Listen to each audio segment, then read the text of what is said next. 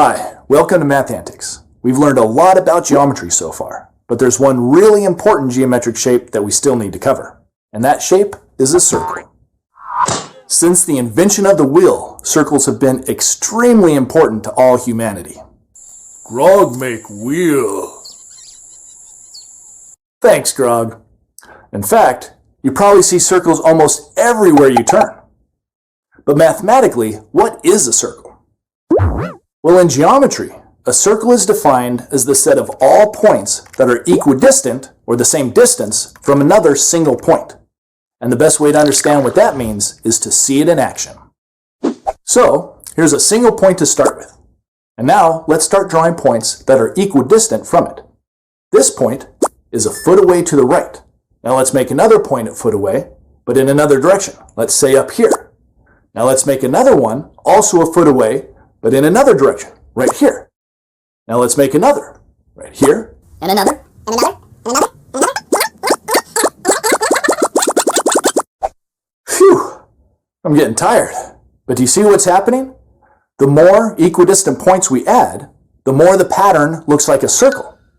And that's why a circle is defined as the set of points that are equidistant from a center point. But of course, we usually don't see it as a set of points because there's infinitely many of them, so they form a continuous circle. Okay, now let's learn about the parts that make up a circle.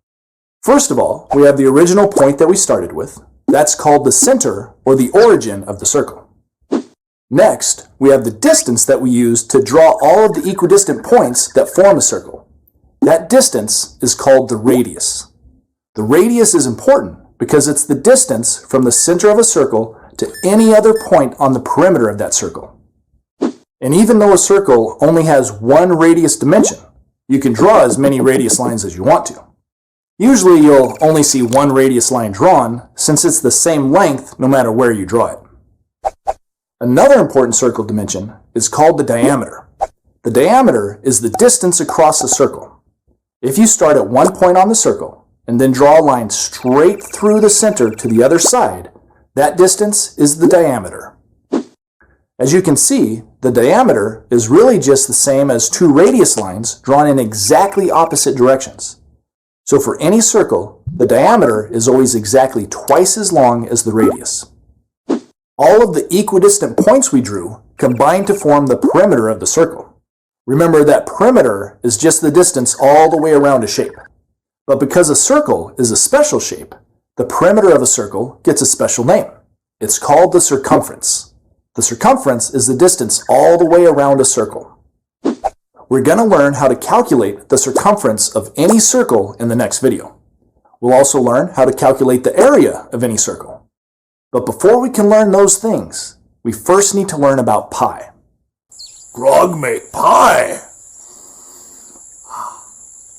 Sorry, Grog, not that kind of pi.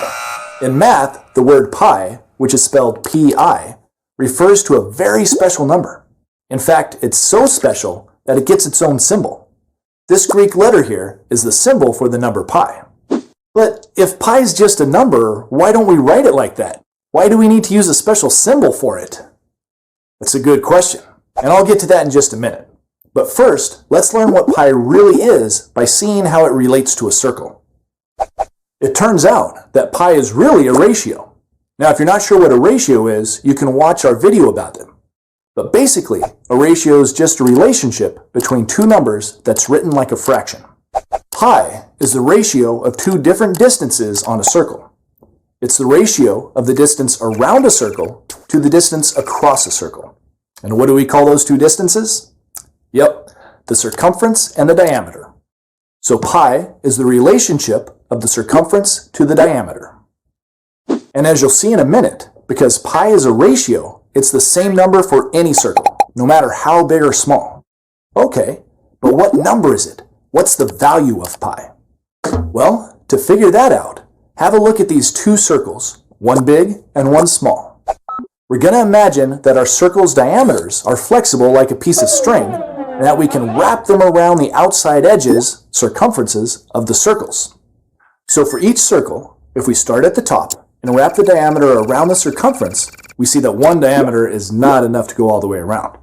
So let's get another diameter and keep going where the first diameter stopped. 2 diameters still isn't enough to go all the way around. It looks like we're going to need to get a 3rd diameter and keep going. Oh, so close! 3 diameters is almost enough, but it looks like we're going to need just a little bit more to form a full circumference. That little bit more turns out to be about 0.14 diameters. That means that it takes 3.14 diameters to equal 1 circumference for any circle, big or small. So the value of pi is always 3.14. Well, okay, pi is a little more complicated than that. 3.14 is really just pi rounded off to 2 decimal places. And we actually have to round pi off because it's a type of number that's called irrational. An irrational number has decimal digits that never end and never repeat. Grog confused. Yes, irrational numbers are confusing. But seeing some more of pi's decimal digits will help you understand what I mean. To be more precise, pi is 3.1415926535897932338, and the decimal digits just keep on going forever without repeating. Pretty amazing, huh? But the good news is that saying pi is 3.14 is usually close enough for most math problems, so that's all you really need to memorize. And that's why we use a symbol for pi in equations. We could write pi with just 2 decimal places, or we could write it with 5 decimal places to be more accurate, or we could write it with hundreds of decimal places to be super accurate, or we could just use the symbol to represent the true value, which is infinitely accurate. Okay, so in this video, we learned what a circle is, and we've learned about the important parts of a circle: the center, the radius, the diameter, and the circumference. We've also learned about a very special number called pi. Pi is the ratio of a circle's circumference to its diameter, and its value is about 3.14 no matter what size the circle is. In our next video about circles, we're going to learn how we can use the number pi to find the circumference and the area of any circle. And even though there's not much math you can actually practice in this section, don't worry. There'll be lots of practice problems in the next section to make up for it.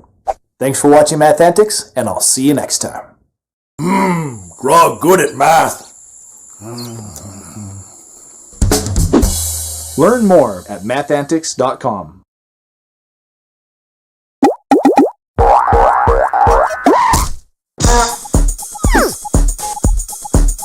Hi, welcome to Math Antics. In our last video, we learned about circles, and we learned about a special ratio called pi. In this video, we're going to learn how we can use that ratio to calculate the circumference and the area of any circle. The formulas that we use to calculate circumference and area are so important that you should really memorize them.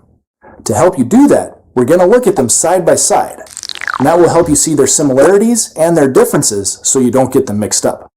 The formula for finding the circumference is circumference equals pi times diameter. And just like most formulas, we use abbreviations. C for circumference and D for diameter. So that's a pretty simple formula. It tells us that if we know the diameter of a circle, all we have to do is multiply that diameter times the number pi, and we'll get the circumference. Now we'll try that formula out in a few minutes. But first, let's see the formula for area.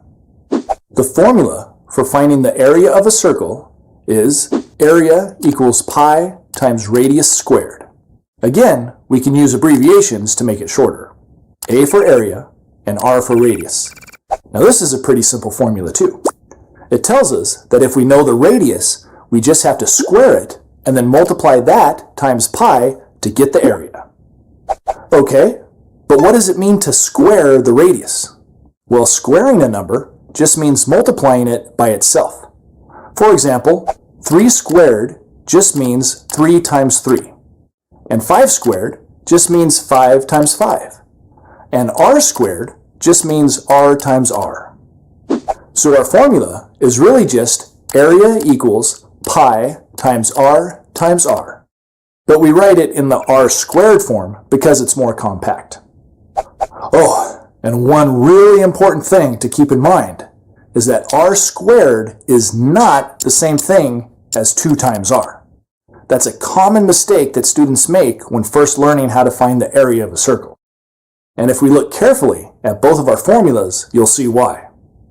These two formulas have a lot in common. In each of them, you're multiplying pi by part of a circle to find either the circumference or the area. In the case of the circumference, you're multiplying pi times the diameter. And in the case of the area, you're multiplying pi times the radius squared. But do you remember the relationship between the radius and the diameter? Diameter is just 2 times the radius. So we could rewrite our formula for circumference like this. Circumference equals pi times 2 times r. Ha! Now you see why it's so easy to get confused. To find the circumference, you take the radius and double it. Then you multiply by pi to get the final answer. But for area, you don't double the radius, you square it. And that's a very important difference. To help you see that difference in action, let's find both the circumference and the area of this circle using our two formulas. The only thing we know about this circle is that the radius is 8 meters. Luckily, that's all we need to know. First, we use our formula for circumference. Circumference equals pi times diameter. To get the diameter, we take the radius and we double it. That is, we multiply it by 2. 2 times 8 equals 16, so the diameter is 16 meters. Then, we multiply that by pi to get the circumference. Since this is decimal multiplication, I'm going to use a calculator. 16 times 3.14 equals 50.24. So that means that the circumference of this circle is 50.24 meters. Alright, now let's find the area using our formula. Area equals pi times r squared. Again, we start with the radius, but instead of doubling it, we square it. That means we multiply it by itself. 8 meters times 8 meters equals 64 meters squared. Then we multiply that by pi. 64 times 3.14 equals 200.96 meters squared. That's the area of this circle.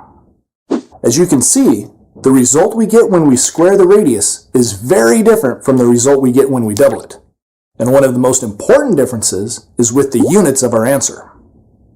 Doubling the radius just gives us the diameter, which is a one-dimensional quantity. So the answer we get from our formula for circumference is also a one-dimensional quantity.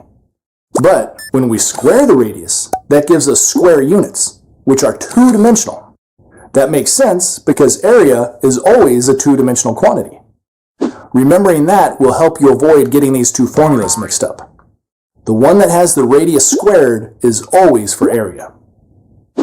Alright, let's try a couple real-world examples to make sure you've got it. Here's the real world, which, as you probably know, is a sphere. But if we take a slice of the world right at the equator, that slice is a circle. Let's find the circumference of that circle. To do that, we need to know the diameter of the Earth.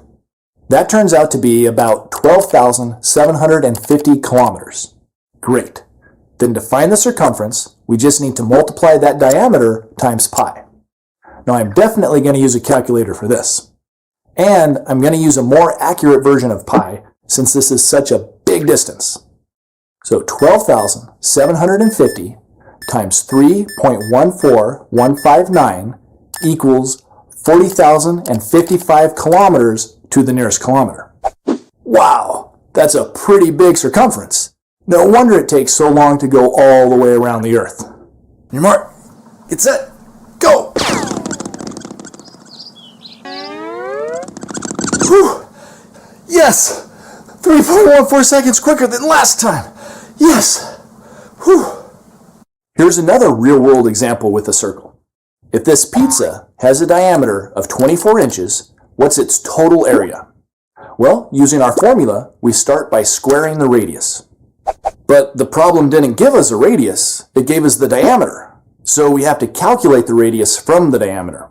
Fortunately, that's really easy. The radius is just half of the diameter. So we just need to divide the diameter by 2.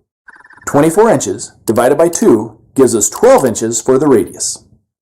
And now that we know the radius, we need to square it. 12 inches times 12 inches equals 144 inches squared. Next, we just multiply that by pi.